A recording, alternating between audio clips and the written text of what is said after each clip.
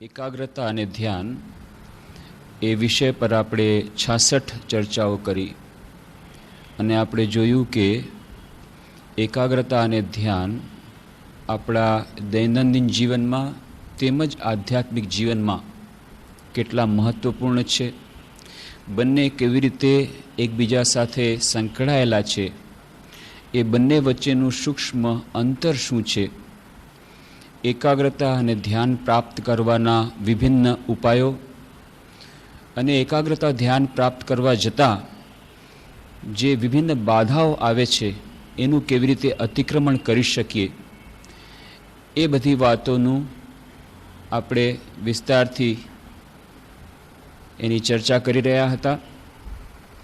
અને આપણે કહ્યું હતું કે એકાગ્રતા અને ધ્યાનનો અભ્યાસ જે 3.5 વાળો જે જાદુઈ અક્ષર અભ્યાસ, એ દ્વારા જ આપણે આ એકાગ્રતા ધ્યાનના માર્ગમાં આગળ વધી શકીશું. એ સિવાય કોઈ એવો જાદુઈ ચિરાગ નથી કે આપણને ઇન્સ્ટન્ટ સમાધિ અપાવી દે. એવી જાતની કોઈ વસ્તુ પાછળ જો આપણે દોડશું તો છેવટે આપણને પસ્તાવવું પડશે. ત્યાં સુધી સ્વામીજી કહે છે કે જો આપણે મનની એકાગ્રતાની સાથે સાથે મનની શુદ્ધતા નહીં મેળવીએ, અને મનની શુદ્ધતા મેળવવું 1-2 દિવસનું કે 1-2 વર્ષનું કામ નથી, તો એ ભયંકર નીવડી શકે છે.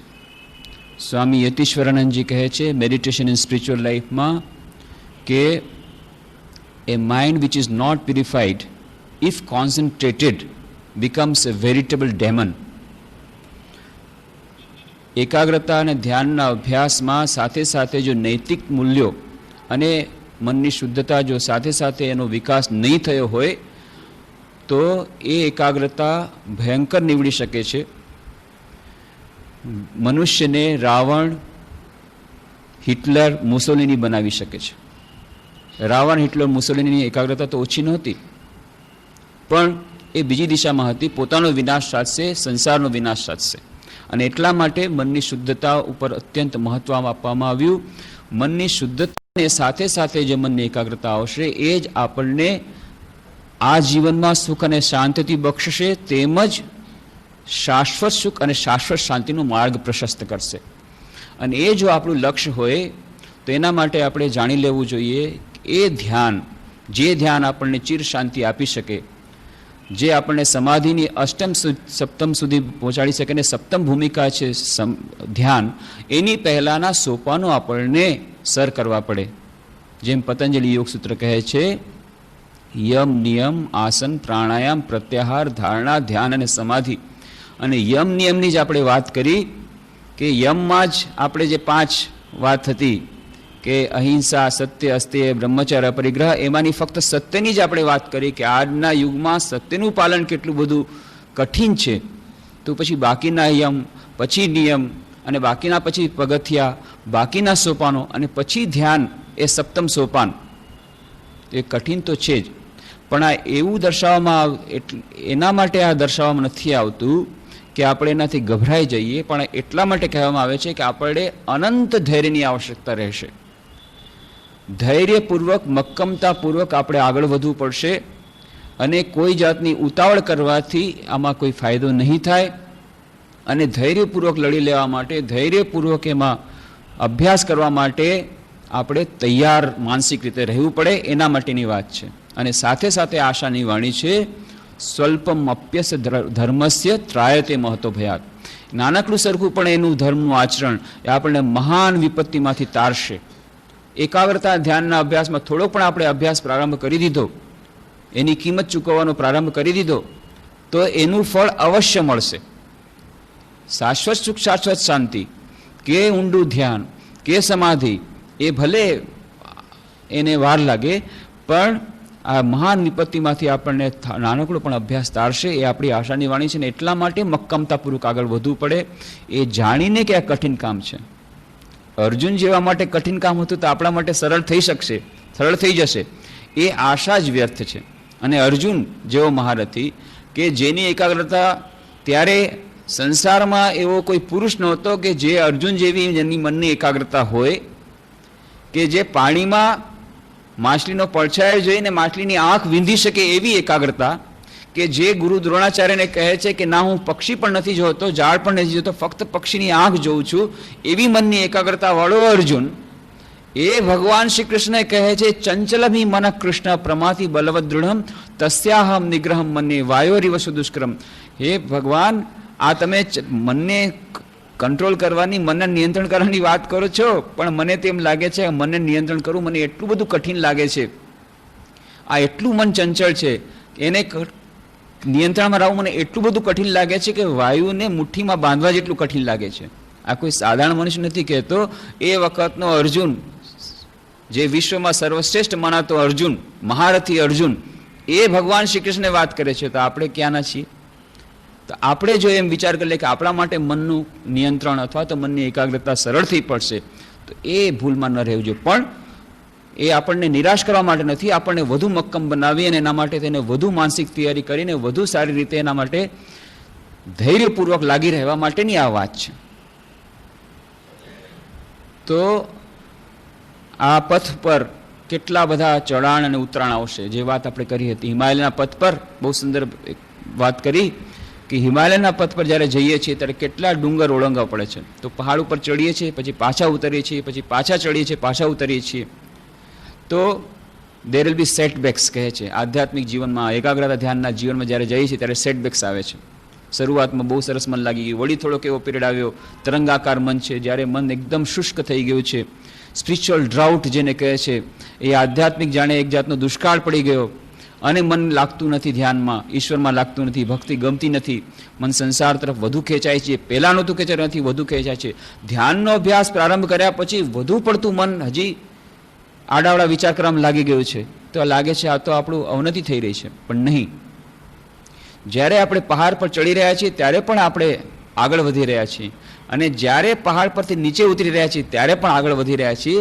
આપણે લક્ષ્ય તરફ આગળ વધી રહ્યા છીએ કે નહીં એ આપણે જોવાનું છે. આપણે ચડી રહ્યા છીએ કે ઉતરી રહ્યા છીએ એ જોવાનું નથી. આપણે અત્યારે હસી રહ્યા છીએ કે રડી રહ્યા છીએ એ જોવાનું નથી. આપણું મન અત્યારે ભલે ચંચળ હશે પણ આપણે દિશા તરફ આગળ વધી રહ્યા છીએ કે નહીં એ જોવાનું છે. બહુ સુંદર ઉદાહરણ આપ્યું કે નવા નવા લગ્ન જ્યારે થયા અને વહુ પુત્રવધુ જઈ રહી છે ગ્રહ ત્યાગ કરીને પહેલી વાર, અને ખૂબ રડી રહી છે. માતા પિતાને છોડવું ગમતું નથી, માતા પિતા પણ રડી રહ્યા છે, અને આ પુત્રવધુ પણ કહે છે નહીં જાઉં, નહીં જાઉં, રડી રહી છે. છોડવાનું એને ઈચ્છા નથી થતી, ખૂબ રડી રહી છે. અને ત્યારે કહેવામાં આવ્યું છે કે તમે પુત્રવધુ શું કહી રહ્યા છે એના પર ધ્યાન નહીં આપતા. એ મોઢેથી શું કહી રહી છે? નહીં, મારે નથી જવું, મારે સાસરે નથી જવું. પછી એના ચહેરા તરફ તમે નહીં જોતા કેટલી રડી રહી છે, પણ એના પગ તરફ નજર રાખજો. પગ કઈ તરફ જઈ રહ્યા છે? પગ તો જઈ રહ્યા છે સાસરે તરફ, પગ ગાડી તરફ જઈ રહ્યા છે, જે ગાડીમાં એને જવાનું છે સાસરે. આ પગ તરફ નજર રાખજો. એવી જ રીતે આપણે એકાગ્રતાના ધ્યાનના અભ્યાસ કરતી વખતે આપણું અત્યારે મન કેવું છે એનાથી ગભરાવાનું નથી. આપણે લક્ષ્ય તરફ આગળ વધી રહ્યા છીએ કે નહીં? અત્યારે કદાચ આપણે નીચે ઉતરી રહ્યા હશું, પણ લક્ષ્ય તરફ આગળ વધી રહ્યા છીએ કે નહીં? અને જો આપણે ગુરુ બતાવેલા, ગુરુએ નિર્દિષ્ટ કરેલા માર્ગ તરફ આગળ વધી રહ્યા હોઈએ, સાચો રસ્તો પકડેલો હોય, તો આપણે અવશ્ય એ દિશા તરફ, લક્ષ્ય તરફ આગળ વધી રહ્યા છીએ. કદાચ અત્યારે ચઢાણ કરતા હોય ચઢાણ, ઉતરાણ કરતા હોય તો ઉતરાણ, એમ લાગે છે કે આપણે ઉતરી રહ્યા છીએ, પણ નહીં, આપણે લક્ષ્ય તરફ આગળ વધી રહ્યા છીએ. તો આપણા પગ કઈ તરફ જઈ રહ્યા છે એ આપણે નજર રાખવાની છે. અને શરૂઆતમાં આ જીવન તો કઠિન થશે જ, આધ્યાત્મિક જીવન કઠિન થશે જ, કારણ કે જ્યારે ઈશ્વર તરફ આગળ વધીએ છીએ, જ્યારે આ એકાગ્રતા ધ્યાનના અભ્યાસ તરફ આગળ વધીએ છીએ, ત્યારે એક સ્થિતિ એવી આવે છે જ્યારે વધારે ઊંડાણમાં ઉતરવું હોય તો પછી એક માર્ગ લેવો પડે બેમાંથી. જહાં રામ તહાં નહીં કામ, જહાં કામ તહાં નહીં રામ, તુલસી દોનો ન રહી શકે, રવિ રજની એક ઠામ. કે રામ અને કામ એક સાથે ન રહી શકે, ઈશ્વર અને સંસાર એક સાથે ન રહી શકે. તો જેવી રીતે રવિ અને રજની, સૂર્ય અને રાત્રિ બંને એક સાથે ન રહી શકે, તો સંસારમાં રહીને શું ઈશ્વર પ્રાપ્તિ ન થઈ શકે? એ થઈ શકે. પણ જેમ શ્રી રામકૃષ્ણદેવ વારંવાર કહે છે કે તમે સંસારમાં રહો એમાં જરાય વાંધો નથી, પણ સંસાર તમારામાં રહેશે તો તમે ડૂબી જશો. નાવમાં જો પાણી રહેશે તો નાવ ડૂબી જશે. પાણીમાં નાવ રહે કંઈ વાંધો નથી, તમે સંસારમાં રહો વાંધો નથી, પણ જો નાવમાં પાણી આવશે તો નાવ ડૂબી જશે. એમ તમારા મનમાં જો સંસાર આવશે તો તમે ડૂબી જશો. સાંસારિકતા ન આવવી જોઈએ, એ આસક્તિ સંસાર તરફની ન આવવી જોઈએ. અને જો આવી અનાસક્તિ કેળવવી હશે, સંસાર પ્રત્યેની અનાસક્તિ કેળવીને જો સંસારમાં રહેવું હશે તો એ માર્ગ તો કઠિન છે જ. અને એક સ્થિતિ એવી આવશે જ્યારે આપણે એબાઉટ ટર્ન કરવો પડે, સંસારથી નહીં, સંસાર રહીને સાંસારિકતાથી એબાઉટ ટર્ન કરવું પડે. અને ત્યારે એ અત્યંત કઠિન સ્થિતિ છે, એ અત્યંત કઠિન સ્થિતિ છે. એમાં ઘણી બધી જાતની સમસ્યા આવે છે, વ્યવહારિક સમસ્યા આવે છે, પણ એનો બહાદુરીપૂર્વક સામનો કરવો પડશે. એક સુંદર ઉદાહરણ આપતા માસ્ટર મહાશય મહેન્દ્રનાથ ગુપ્ત, જેમણે શ્રી રામકૃષ્ણ કથામૃત લખ્યું, એક બ્રહ્મચારી એ નવા નવા જોડાયા છે અને મન લાગતું નથી, ખૂબ મન ચંચળ થઈ ગયું છે. અને ત્યારે એનું ઉદાહરણ આપે છે, ધૈર્યપૂર્વક રહો, બધું ઠીક થઈ જશે.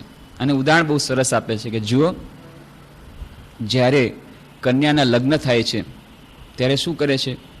ત્યારે એ સાસરે જતી વખતે ખૂબ રડે છે, નહીં જાઉં સાસરે નહીં જાઉં કહે છે. પછી બળજબરીથી મોકલે છે, ના દીકરીને સાસરે જવું જ પડે. એટલા માટે પછી બળજબરીથી રડતા જાય છે.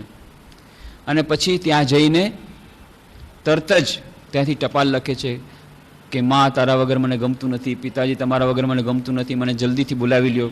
અને 15 દિવસમાં 1 મહિનામાં ફરી પાછી આવી જાય છે. એના પછી પાછું નથી જવું ગમતું, ફરી પાછું જાય છે. બળજબરીથી મોકલાવવામાં આવે છે કે ના તમારે કન્યાને સાસરામાં જ રહેવું જોઈએ. ફરી પાછી જાય છે.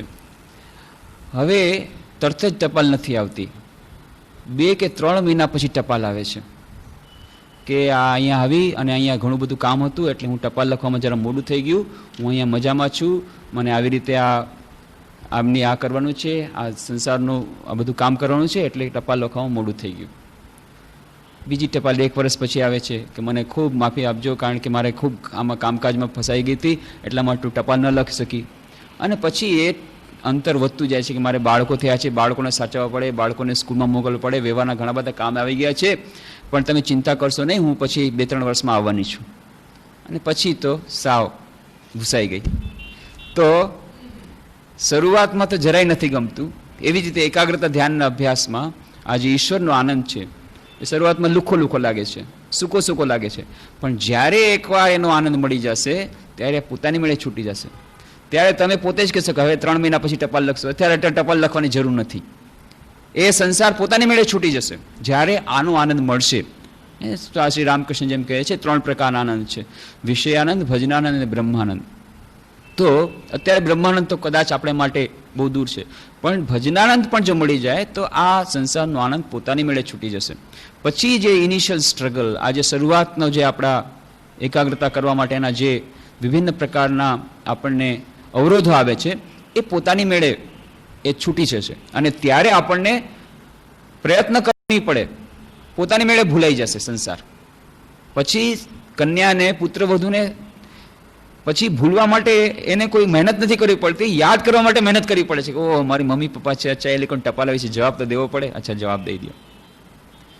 આવી જ રીતે આ એકાગ્રતા ધ્યાનના અભ્યાસ માટે માસ્ટર મહાશય કહે છે કે સંસારી હોય કે ત્યાગી હોય, પણ સાંસારિકતાનો તો ત્યાગ કરવો જ પડે, આસક્તિનો ત્યાગ કરવો પડે. અને આ સંસારનો જ્યારે ત્યાગ કરે છે શરૂઆતના દિવસો જરા કઠિન હોય છે, શુષ્ક લાગે છે, અને ત્યારે આ એક પ્રકારનું ખેંચાણ સંસાર તરફનું હોય છે, અને એ પાછળ કહે છે ને ત્યારે એકાગ્રતા ધ્યાનના અભ્યાસમાં આપણે જાણે કે બેડી પડી હોય છે અને આપણે આગળ નથી વધી શકતા. પણ એ શરૂઆતનો સમય છે.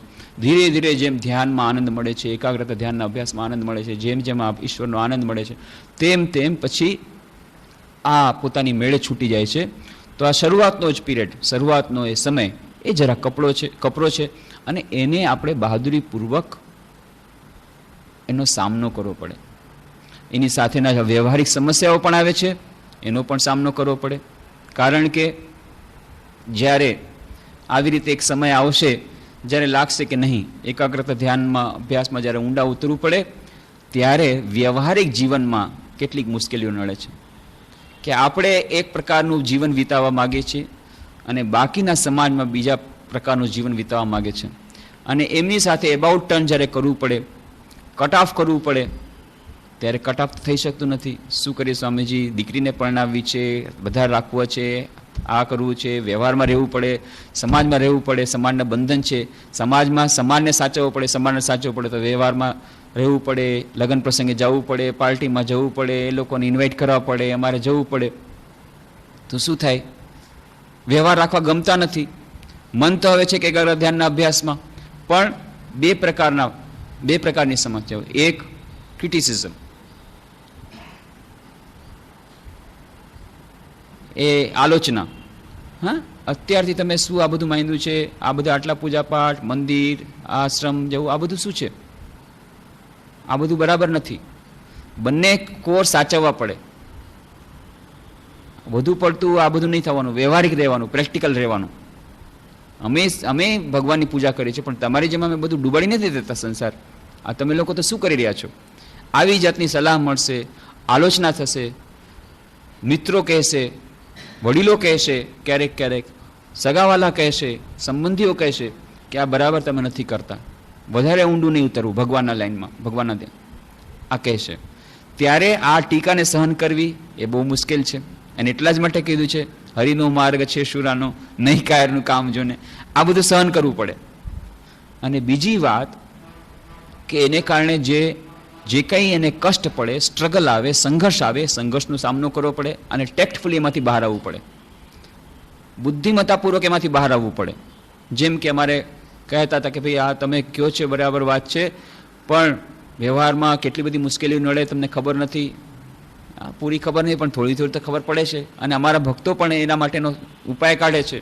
જેમ કે એક ભક્ત છે, એને આવી રીતે કહેવામાં આવ્યું કે ભાઈ તમે આવી રીતે કરો, મારે રહેવું પડે, દીકરીને પરણાવી છે કે નહીં તમારે, તો તમારે સંસારમાં રહેવું પડે, તમને બોલાવી છે ત્યારે આવવું પડે, પણ લગ્નમાં જવું, લગ્ન પ્રસંગમાં જવું નથી ગમતું, ટાઈમ વેસ્ટ થાય છે, મન ત્યારે બહુ નીચું નમી જાય, અને એ બધી એમને ગમતું નથી. બહારના બસ એ આડંબર, બધી જગ્યાએ આડંબર, ધર્મના સ્થાનો પણ આડંબર, આ 56 ભોગ કોણે કરાયા, કોણે આરતી કરાવી, આ બધું નથી ગમતું. જેને સાચી આધ્યાત્મિકતા જોઈએ છે ને પછી આડંબર નથી ગમતું, આ મિથ્યાચાર નથી ગમતો. અને ત્યાં પણ જાઓ તો દેખાડવાનું અને અલગ આડી અવડી બધી વાતો જે મનને સાવ નીચું કરી નાખે, કોણે શું કર્યું, કોણે શું નહીં, અને એમાં મન સાવ નીચું છે. તમને ત્યાં જવું નથી ગમતું, સમાજમાં સાથે ભળવું નથી ગમતું, પણ સમાજમાં રહેવું છે. તમારી જેમ સંન્યાસી તમે થઈ નથી ગયા, અમારે તો સમાજમાં રહેવું છે, અમારે દીકરી પરણાવી છે, તો શું કરવું? તો એના માટે કેટલા બધી જાતના પોતપોતાના ભક્તો એ ઉપાયો કાઢે છે. તો એક ભક્તો એમણે એવી રીતે કહ્યું છે કે હા ઠીક છે, તમે ઇન્વિટેશન આપો છો, મારે જવું પડે, તો અરસપરસ છે, હું તમને ઇન્વિટેશન આપું, તમારે ત્યાં આવવું પડે, તો ઠીક છે, હું મારે ત્યાં સ્પિરિચ્યુઅલ રિટ્રીટ રાખીશ, આધ્યાત્મિક શિબિર દર મહિને, ભજન થશે, થોડા ભક્તો આવશે, કીર્તન થશે, થોડોક પ્રસાદ આપશું, અને દર મહિને ત્યાં અમે તમને નિમંત્રણ દેવા જશું. એકવાર તો આવ્યા, આ શું આ 2 કલાક 3 કલાક આ શું માથું પકવી નાખે છે, કીર્તન કીર્તન કીર્તન, અને છેલ્લે આવડો નાનકડો પ્રસાદનો પૂડી આપ્યો, બોર થઈ ગયા. બીજી વાર બોલાવા ગયા કે ભાઈ અમને કામ છે, ત્રીજી વાર બોલાવ્યા કે કામ છે, અને પછી એ જ્યારે આવ્યા કે મારે આ પ્રસંગે આવજો, તો કે અમને કામ છે. હવે ટીટ ફોર ટેટ મળી ગયું બહાનું કે તમે આવ્યા નહોતા અમારે ત્યાં, તમે કેવી રીતે આવી શકીએ? જે આડ પહેલાં ચડાવવામાં આવતું હતું એ આડ પહેલાં જ એના ઉપર ચડી ગયું કે તમે આવતા નથી અમારા નિમંત્રણમાં, અમે ક્યાંથી આવી શકીએ? કેટલાક લોકો છે જઈને એ જ બધી વાતો કરવાની, સંસાર વ્યવહારની વાતો કરવાની, કોનું શું થઈ ગયું, કોને ત્યાં શું થઈ ગયું, આ નિંદા, આ કૂથડી, એ બધું કરવાની વાત. એ ભાઈ શું કરી દે, આવે તરત જ રામકૃષ્ણ કથામૃત ખોલીને બેસી જાય કે અરે જો બહુ સરસ આજે પ્રસંગ સાંભળ્યો, બેસાડીને કથામૃત શરૂ કરી દે. આ જે બોલવા જાય છે એની પહેલાં જ આણે પોતાનું લેક્ચર શરૂ કરી દીધું. 15-20 મિનિટ, અડધી કલાક થઈ ત્યારે આ ભાઈ કે મારે બીજી જગ્યાએ કામ છે, અચ્છા ઠીક છે આવજો, પાછા આવજો. બહુ સરસથી સિફતપૂર્વક એકદમ સરસથી એમને 2-3 વાર એવી રીતે બોર કર્યા કે પછી આવવાનું નામ લેતા. તો એ બોર કરવાનું શરૂ કરે એની પહેલાં આપણે એને બોર શરૂ કરી દેવાના, બોરિંગ કરી દેવાના. આ કેટલી બધી જાતના ઉપાયો છે, પણ તેમ છતાં મુશ્કેલી તો પડશે જ સંસારમાં રહેવાથી, પણ વ્યવહારમાં રહેવાથી. પણ એક સમય એવો આવશે, socialisation is not possible in spiritual life. Swami અશોકાનંદજી કહે છે, બહુ સુંદર વાત કરે છે મેડિટેશન નામની પુસ્તકમાં. એક વખત એવો આવશે જ્યારે તમારે સોશિયલ લાઈફથી તો કટ ઓફ કરવો પડશે. ભલે તમે એક્સટર્નલી ન કરો, તમે એ જે સમાજનું જે જીવન જે સાધારણ રીતે બધા જીવી રહ્યા છે, કારણ કે આધ્યાત્મિક જીવનનો અર્થ જ છે તમે મટીરિયલ જીવન નથી જીવી રહ્યા, પદાર્થવાદી જીવન નથી જીવી રહ્યા. અને એ વ્યવહારિક જીવન અને સાંસારિક જીવન અને આધ્યાત્મિક જીવન બંને અલગ છે. સાંસારિક જીવન જ્યારે તમે છોડવાનો પ્રયત્ન કરશો, ભલે સંસારમાં રહીને જ, ગૃહસ્થ આશ્રમમાં રહીને જ, તો તરત જ ચારે તરફથી તમારા ઉપર અટેક થશે, ચારે તરફથી તમારા ઉપર આક્રમણ થશે, બધાએ નિંદા કરશે અને ઘણી બધી જાતની એવી વસ્તુ કરશે, ઘણી જાતની રીતે તમને સતામણી પણ થશે અને એને કારણે તમને ફાઇનાન્શિયલ લોસ પણ થશે, નામ યશ પણ તમારા જશે કે આ સમાજમાં તમારી જે આબરૂ એ પણ કદાચ નીચી જશે. પણ એ બધું હોવા છતાં જે આધ્યાત્મિક એનાથી પ્રોફિટ થશે, આધ્યાત્મિક લાભ થશે, ઘણો બધો છે. પણ એક સ્થિતિ એવી આવશે જ્યારે સોશિયલ લાઈફ અને ટ્રુ આધ્યાત્મિક જીવન, સાચું આધ્યાત્મિક જીવન અને આ સમાજની આ જે સામાજિક જે સંસારી જીવન એ બંને સાથે નહીં જઈ શકે. એ વાત તો હકીકત છે ને એના માટે પણ તૈયાર રહેવું પડે, એના માટે જ બહાદુરી જોઈએ છીએ.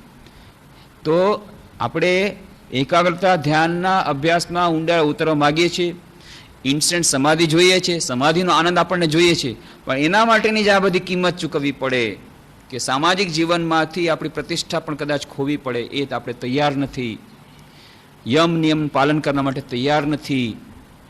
આ જે કિંમત ચૂકવવી પડે છે, મનને શુદ્ધ કરવું પડે, એના માટે દૈનંદિન અભ્યાસ અને વૈરાગ્યની જે અભ્યાસ કરો એના માટે આપણે તૈયાર નથી, તો ન થઈ શકે.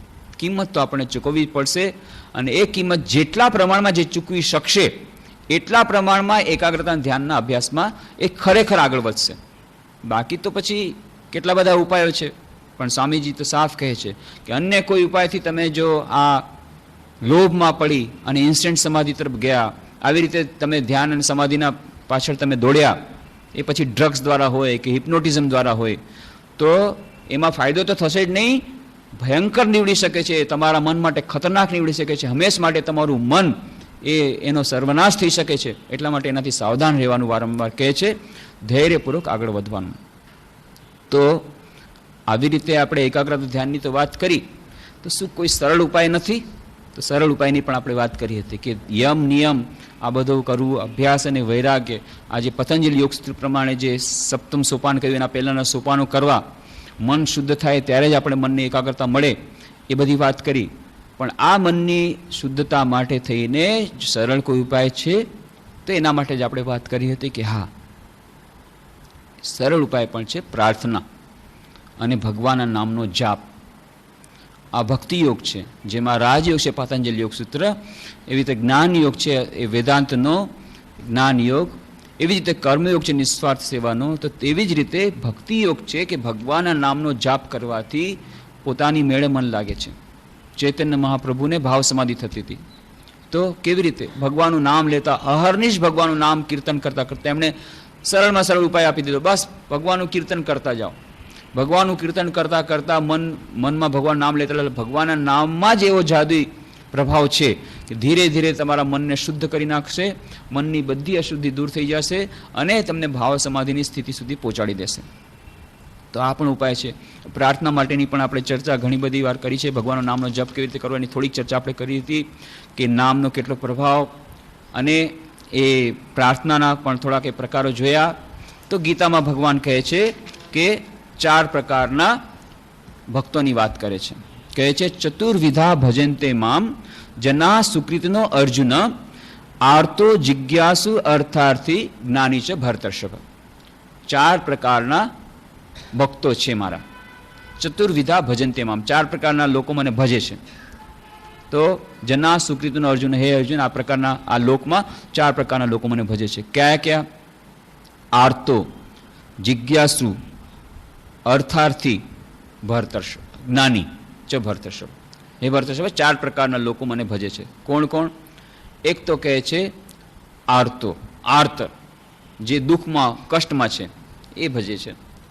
જિજ્ઞાસુ, જેને ભગવાનને જાણવાની ઈચ્છા છે, ભગવાનના સંબંધમાં જાણવાની ઈચ્છા છે, ઈશ્વરને સાક્ષાત્કાર કરવો છે, એના માટેની એની વ્યાકુળતા છે એ. અર્થાર્થી, જેને અર્થાર્થીનો અર્થ એને કે જેને ફક્ત અર્થ જોઈએ છે, એટલે ધન જોઈએ છે, પણ કોઈ પણ પ્રકારની એને માંગ, યાચના છે, યાચક. અને જ્ઞાની, જે જેને જ્ઞાન થઈ ગયું છે ને જ્ઞાન થયા પછી એને લાગ્યું છે કે બસ હું અને ઈશ્વર એ બે સિવાય બીજું કોઈ નહીં, અને ઈશ્વરને ચાહવો એ જ છે, અને એને એ છે નિષ્કામ ભક્તિ. એમાં કહે છે જ્ઞાની ભક્ત એ મને સૌથી વધારે પ્રિય છે, એ શ્રી કૃષ્ણ ભગવાન પછી કહે છે. તો 4 પ્રકારની પ્રાર્થના પણ આવી રીતે 4 પ્રકારની થાય છે. અર્થાર્થીની પ્રાર્થના આપણે એની પહેલાં જોઈ હતી કે મોટાભાગના લોકોના ભજે છે, શેના માટે ભગવાનને પ્રાર્થના કરે છે કે ભગવાન અમને કંઈક આપો. મોટાભાગની પ્રાર્થના. એક પાદરીએ એક નાનકડી બાળકીને પૂછ્યું કે દરરોજ પ્રાર્થના કરે છે નિયમિત રીતે, કે હા લગભગ દરરોજ કરું છું, પણ ક્યારેક ક્યારેક છે ને મને કોઈ દિવસ કોઈ વસ્તુની આવશ્યકતા નથી હોતી, એટલે શું પ્રાર્થના કરું. એટલે પ્રાર્થના કરવાનો અર્થ છે જે દિવસે તમારે જે ડિમાન્ડ હોય એ મૂકી દેવાની.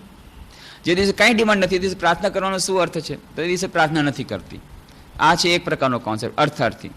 પરીક્ષા વખતે વિદ્યાર્થીનું જેમ કે ભક્તિ બહુ વધી જાય, ખૂબ મંદિરમાં જવાનું શરૂ કરી દે, આ અર્થાર્થી. અથવા લોટરીના દિવસે હે ભગવાન લોટરી લગાડી દો, 1 લાખ રૂપિયાની લોટરી લગાડી દો, 1 રૂપિયાનું તેલ ચડાવીશ હનુમાનજીને, આ અર્થાર્થી. આની આપણે વાત કરી હતી. અને કેવી રીતના બુદ્ધિમાન હોય છે એની પણ આપણે વાત કરી હતી. તો આ અર્થાર્થી ભક્ત એની પ્રાર્થના હોય છે કે ભગવાન મને આ આપો, ભગવાન મને તે આપો, ભગવાન મને આ કરી દો, સંસારની બધી વસ્તુઓની માંગ. અર્થાર્થી.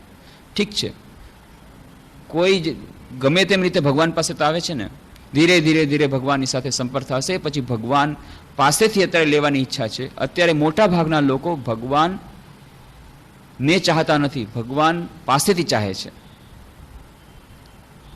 ભગવાન પાસેથી ચાહે છે, ભગવાનને ચાહતા કોઈ નથી. તો ભગવાન એ આપણું મીડિયમ છે, ઓબ્જેક્ટિવ નથી. લક્ષ્ય આપણું ભગવાન અત્યારે નથી. અત્યારે આપણું લક્ષ્ય છે, આપણને ઘણી બધી વસ્તુ જોઈએ છે અને મેળવવા માટે ભગવાન આપણને સહાયરૂપ થાય છે. એટલે એને આપણે ગુલામ કરીને રાખ્યા છે. ભગવાન તમે મને આ આપો, ભગવાન મને તે આપો. એ આપણી માંગો પૂરી કરવા માટેનો નોકર છે, અથવા માંગો પૂરી કરવા માટેનો એક આપણો એ નિમિત્ત છે. એટલા માટે એ કારણ સ્વરૂપ છે. તો એના માટે થઈને આપણે ભગવાન પાસે જઈએ છીએ.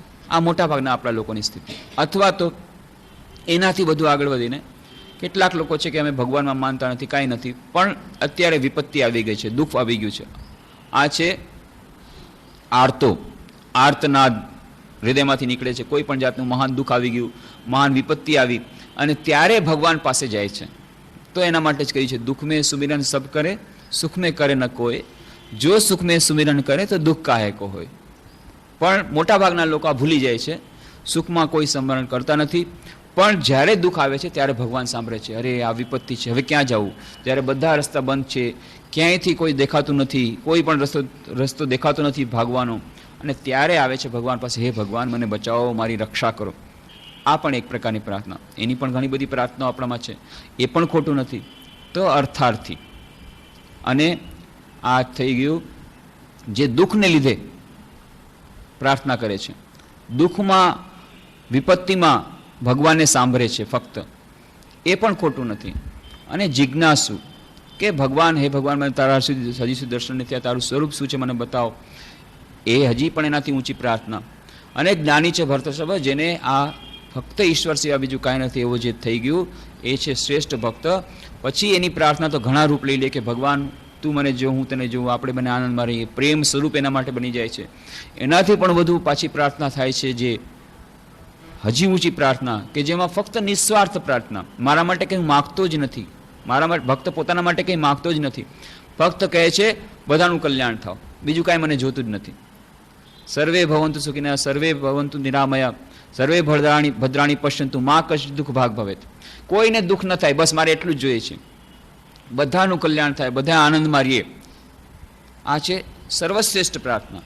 સ્વામી વિવેકાનંદ ત્યાં સુધી કહે છે, રાજયોગમાં જ ગ્રંથમાં જ કહે છે કે શરૂઆતમાં ધ્યાનમાં બેસતા પહેલાં દરેકે આવી જાતની પ્રાર્થના કરવી જોઈએ, હે ભગવાન ચારે તરફ પોતાના સારા વિચારો મોકલા, શુભ વિચારો, ઉત્તર દક્ષિણ પૂર્વ પશ્ચિમ ચારે દિશા તરફ શુભ વિચારો મોકલીને કહેવું જોઈએ, બધાનું કલ્યાણ થાવ, બધા આનંદમાં રહો, બધા સુખ શાંતિમાં રહો. આવી જાતની પ્રાર્થના કરવાથી શું થશે? બાકી બધાનું તો કલ્યાણ થશે જ, પણ મનને શુદ્ધ કરવાનો સર્વશ્રેષ્ઠ ઉપાય છે. આપણા પોતાના મનને શાંતિ મળશે, પોતાનું મન પવિત્ર થશે.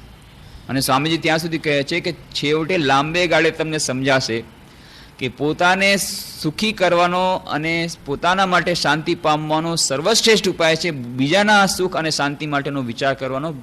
પોતાના સુખ અને શાંતિ માટેનો સર્વશ્રેષ્ઠ ઉપાય છે બીજાને સુખ અને શાંતિ મળે એવી પ્રાર્થના કરવાનો. આવી વાત કહે છે. આ છે સર્વશ્રેષ્ઠ પ્રાર્થના, કે મારે મારા માટે કંઈ નથી જોઈતું, બધાનું કલ્યાણ થાઓ, બધા આનંદમાં રહો. એ સ્વામી વિવેકાનંદ જ્યારે પ્રાર્થના સાંભળી હતી સ્વામી અખંડાનંદજી મહારાજ પાસેથી, ત્યારે બહુ જ એમને ગમી ગઈ હતી. નત્વહમ કામયે રાજ્યમ ન સ્વર્ગમ ના પુનર્ભવમ કામયે દુઃખતપ્તાનામ પ્રાણીનામ આર્તિ નાશનમ. હે પ્રભુ, મને રાજ્ય પણ નથી જોતું, મને સ્વર્ગ પણ નથી જોતું, મને મુક્તિની પણ કામના નથી. મને બસ એટલું જોઈએ છે કે પ્રાણી માત્રનો દુઃખ નાશ થાય, કોઈ પણ મનુષ્ય દુઃખી ન રહે, એવી પ્રાર્થના.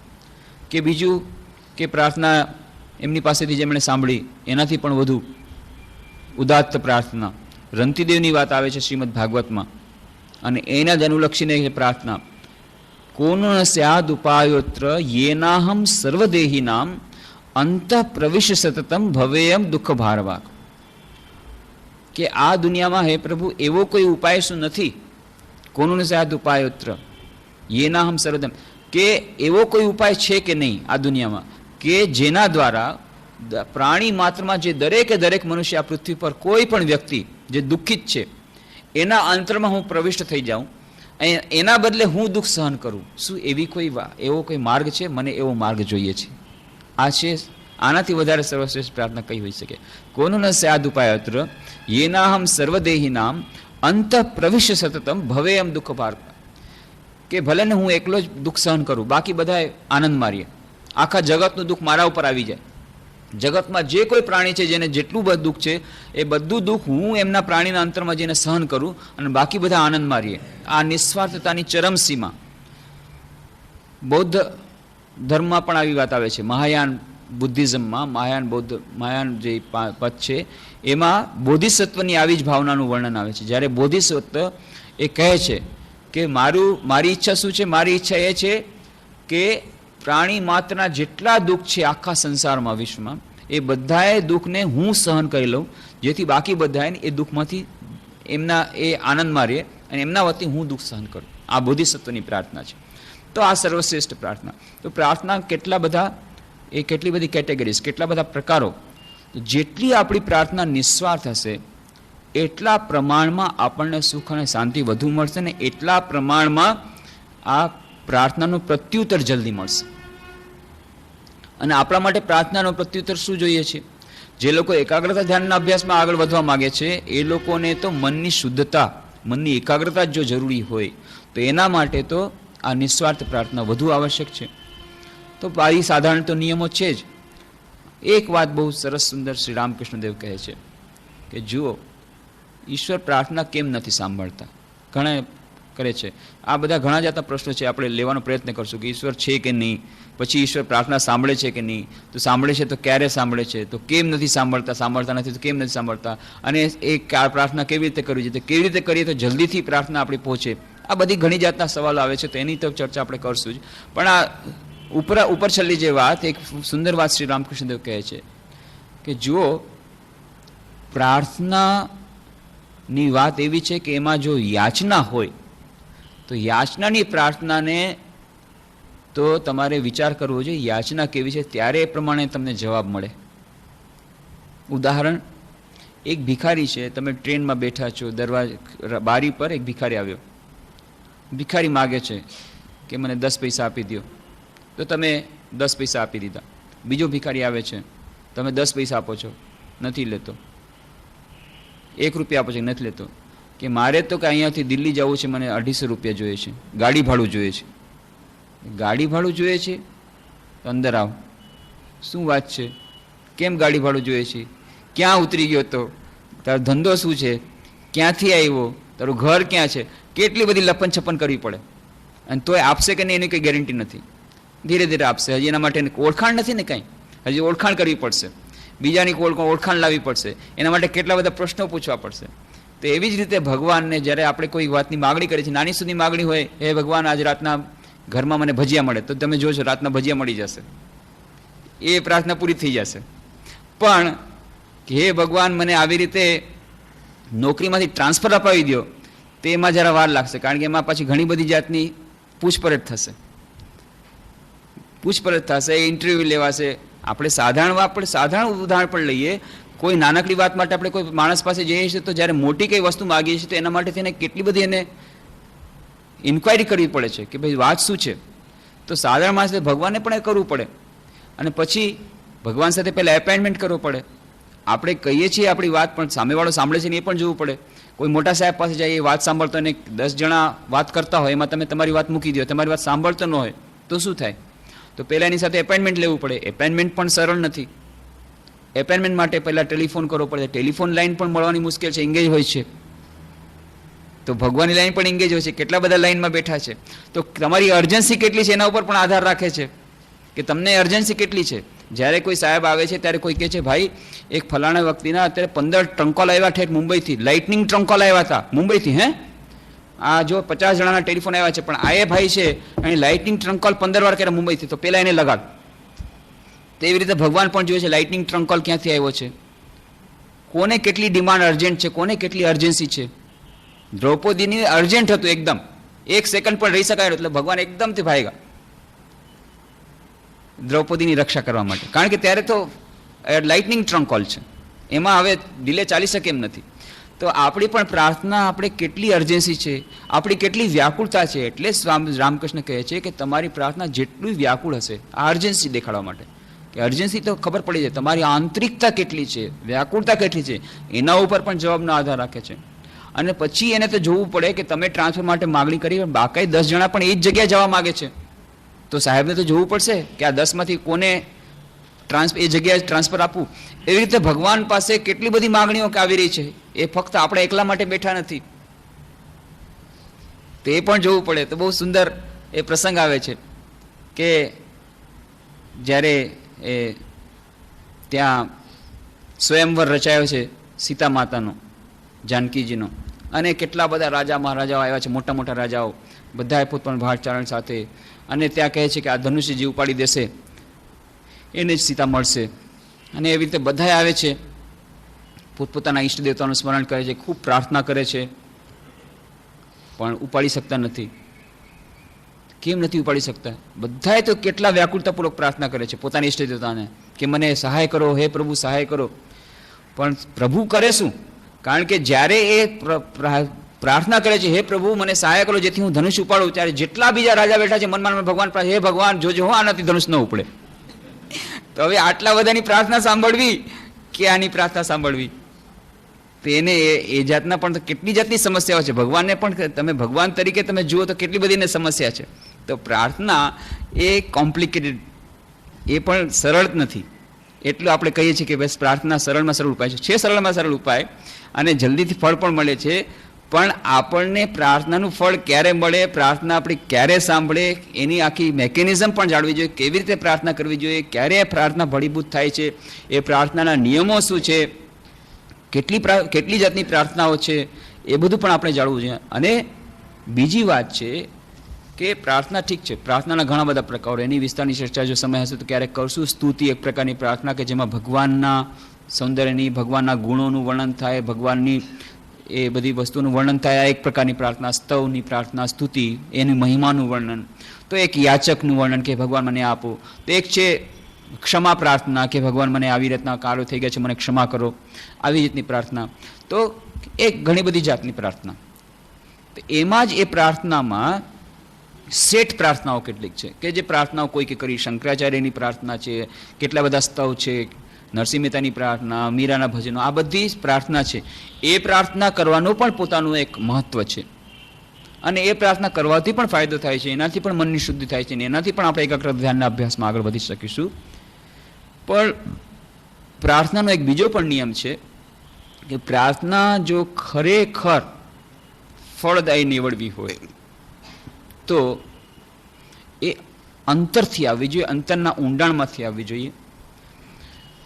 બની શકે તો પોતાની માતૃભાષામાં હોવી જોઈએ. જે ભાષામાં આપણે સ્વપ્નમાં વાત કરીએ છીએ એ છે આપણી માતૃભાષા.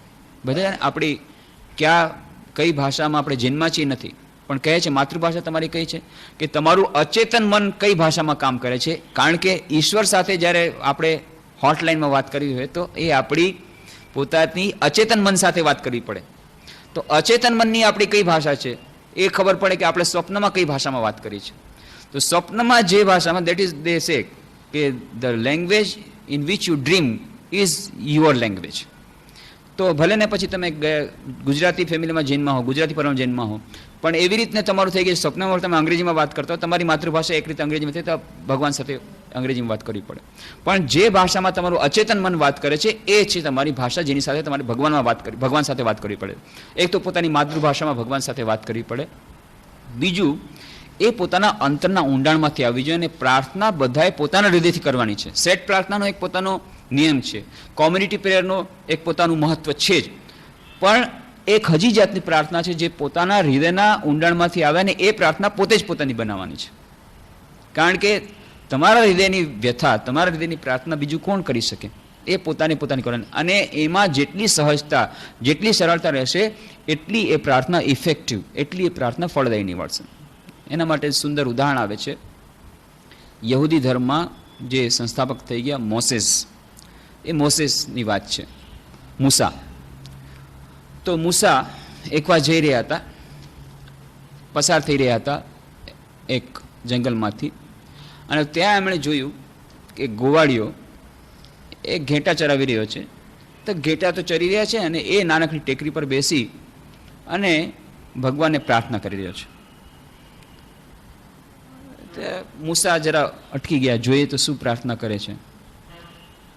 તો એની પ્રાર્થના સાંભળીને દંગ રહી ગયા. એ ગોવાળીઓ પ્રાર્થના કરે છે, હે ભગવાન, આ જુઓ મારા ઘેટાને જેવી રીતે ચરવા લાવ્યો છું, હું એની દેખરેખ રાખું છું, તો એવી રીતે હું તમારી પણ દેખરેખ રાખીશ. તમે ચિંતા કરતા નહીં, અને કદાચ તમને જો ઘણા દિવસથી તમે સ્નાન નહીં કર્યું હોય તો કોઈ ચિંતા કરતા નહીં, હું તમને સ્નાન કરાવી દઈશ. તમારે જો પગ દુખતા હશે તો હું તમારા પગ પણ દાબી દઈશ, મને બહુ સરસ મસાજિંગ આવડે છે. અને તમારા માથામાં જો જૂ થઈ ગઈ હોય તો એ જૂ પણ હું કાઢી દઈશ. આ મૂસા કહે આ શું, ભગવાનના માથામાં વળી જૂ? આ પાગલ થઈ ગયો છે કે શું? એટલે એ આ શું કરે છે તું? તને કઈ ભાન છે? તું કોની સાથે વાત કરી રહ્યો છો? ભગવાનના માથામાં કોઈ દિવસ જૂ હોય કે જૂ કાઢી દઈશ અને ભગવાન તમને નવડાવી દઈશ? એ કઈ નાયા ધોયા વગર રહ્યો છે કે અશુદ્ધ છે કે તારે નવડાવી દેવું પડશે? કે એને કઈ કોઈ તકલીફ છે, એને કઈ બીમારી થાય છે કે તું કહીશ હું તમને દવા દઈ દઈશ અને તમારા પગ દાબી દઈશ અને તમને નવડાવી દઈશ અને તમને ખવડાવી દઈશ અને બહુ સરસ રસોઈ આવડે છે અને તમને જમાડીશ? એ ક્યાં ભૂખો છે તારા માટે થઈને? આ બધું શું બેવકૂફી ભરે પ્રાર્થના કર્યો છે? મૂર્ખ! એટલે ગોવાળી પગે પડી ગયો, મને તો કોઈ દિવસ ખબર નથી પ્રાર્થના કેવી રીતે ખબર પડી, હું તો સાવ ગમાર છું એટલે આવી રીતે પ્રાર્થના કરતો હતો. સારું થયું તમે તો મહાન ધર્મોપદેશક છો તો મને પ્રાર્થના શીખવાડી દો. એટલે મૂસાએ સરસથી પ્રાર્થના શીખવાડી, જો આવી રીતે ભગવાનને પ્રાર્થના કરે. અને આગળ વધ્યા અને ત્યાં તો આકાશવાણીથી મૂસા આ તે શું કર્યું? ઓલો ભક્ત મારી સાથે આટલા પ્રેમથી વાત કરી રહ્યો હતો, હું આના ઉપર એટલો પ્રસન્ન હતો, મને એટલો આનંદ આવી રહ્યો હતો, કેટલી સહજ સરળતાથી મારી સાથે એનો બધો વાતચીત થઈ રહી હતી, અને તું વચમાં ટપકીને અમારા બંને વચ્ચેનો તે સંબંધ કાપી નાખ્યો. મૂસા તરત જ માફી માગે છે, ભગવાન મને માફ કરજો, હું સમજો નહીં. પાછા આવ્યા દોડીને, એ ભાઈ મેં જેને પ્રાર્થના બી ભૂલી જાય છે, તું જે કરતો તો એ બરાબર છે, તને જેવી રીતે પ્રાર્થના કરવી તો તારા મનથી કહી રહેજા. તો ધ્યાન કરવા માટેનું પણ એ જ આવે છે કે એક કહે છે કે મને બસ એક ઘેટું જ મને ગમે છે સૌથી વધારે, તો તું ઘેટાનું જ ધ્યાન કર જે તને પ્રિય છે, પણ એમાં ઈશ્વર છે એવું ધ્યાન રાખ. એનાથી એને પ્રાપ્તિ થઈ ગઈ. તો સરળતા, સહજતા એ આધ્યાત્મિક જીવનમાં એક અત્યંત મહત્વની વસ્તુ છે. અને પ્રાર્થનામાં તો એક વિશેષ મહત્વની વસ્તુ છે કે જ્યાં અંતરની ઊંડાણની લાગણી એ વધુ મહત્વ ભાગ ભજવે છે, ઓઠના શબ્દો મહત્વના ભાગ નથી ભજવા. એટલે શ્રી રામકૃષ્ણ કહે છે કે મન મુખ એક કરવું પડે.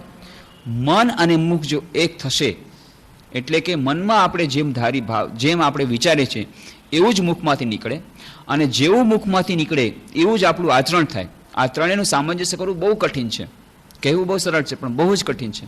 અને જેને આ કરી લીધું કે હું જેવા મનમાં વિચારો કરું છું એવું જ બોલીશ, અથવા તો જે બોલીશ એ પ્રમાણે મનના વિચારો કરીશ, અને જેવું વિચારું છું એવું બોલીશ, અને જેવું બોલું છું એવું આચરણ કરીશ, આ ત્રણેયનું સામંજસ્ય થઈ જાય એ સત્યનું આચરણ થયું. જે સત્યની વાત આપણે ત્યારે કરી હતી કે આ સત્યનું આચરણ કેટલું બધું કઠિન છે. આ ત્રણેયનું સામંજસ્ય, એનું જ નામ સત્યનું પાલન, અને આજના જમાનામાં બહુ જ કઠિન.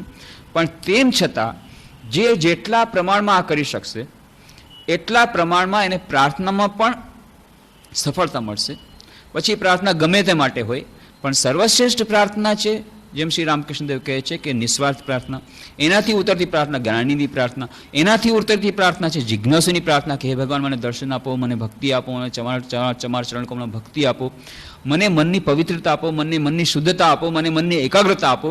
આ બધી જિજ્ઞાસુની પ્રાર્થના છે અને એનાથી નીચે આવે છે